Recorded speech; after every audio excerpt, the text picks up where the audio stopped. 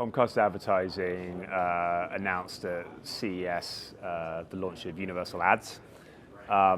Universal Ads is an industry platform that is intended to be the front door to enable advertisers that have built their businesses on social video, on YouTube advertising, and other sort of forms of social to buy premium video.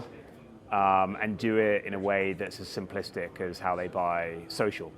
And we believe there's a large number of advertisers, in fact probably millions, who have built their businesses, again, with a small number of big tech players that are desperately wanting to find new qualified audiences in brand-safe environments.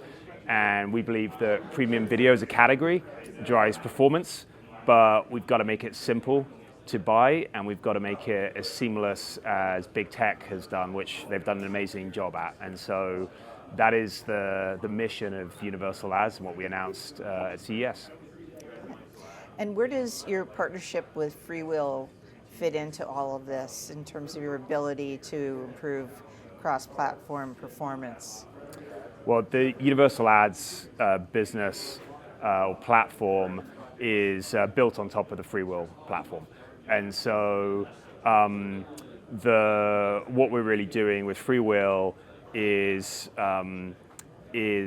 building a marketing API on top of FreeWheel that then enables underlying capabilities from FreeWheel to be applied into a new demand set. And that new demand set is going after direct-to-consumer or other small businesses who, again, are wanting to buy premium video as a category, but we've got to make it simple to do. Yeah. And so under the hood is the FreeWheel technology, and we are sort of abstracting capabilities from FreeWheel to provide an experience that is exactly the same as if you were buying social as others, and again, providing that sort of front door for advertisers to buy premium video as a category at scale, as simple as they can by social.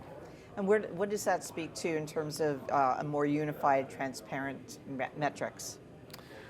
Well, I think the opportunity is that if you think again about premium video, premium TV as a category, every big media company has the same set of standards in terms of what advertisers expect from them.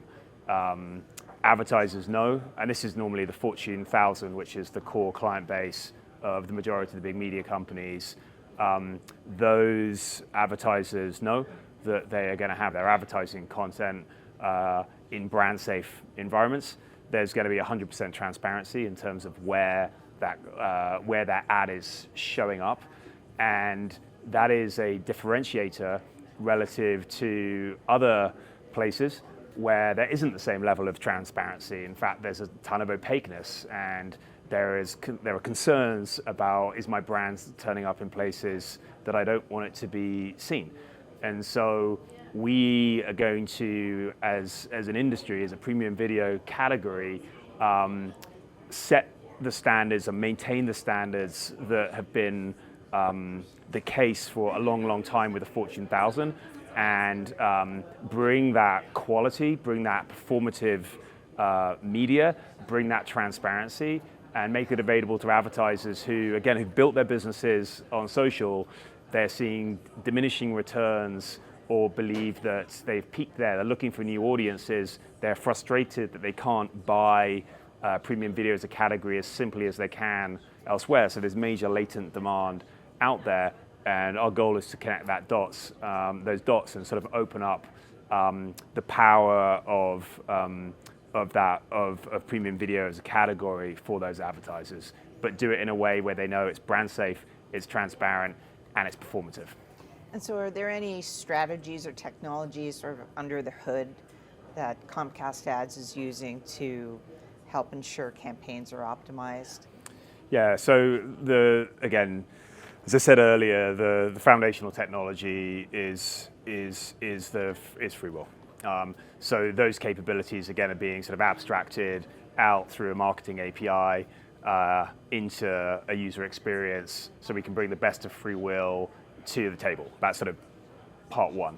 On top of that, there's a number of other capabilities, or said another way, there's expectations that advertisers have that are going to be necessary. So for example, if there are advertisers who have not used video before, we've got to ensure that they can have creative for them. And so we're going to be working with a number of generative AI creative providers so we can create that commercial for them in a matter of minutes so they can sort of get live, as an example. Obviously, there's a ton of work going on under the hood in terms of how we ensure our algorithms that are optimized to deliver against the specific outcomes that we want to deliver against for an advertiser.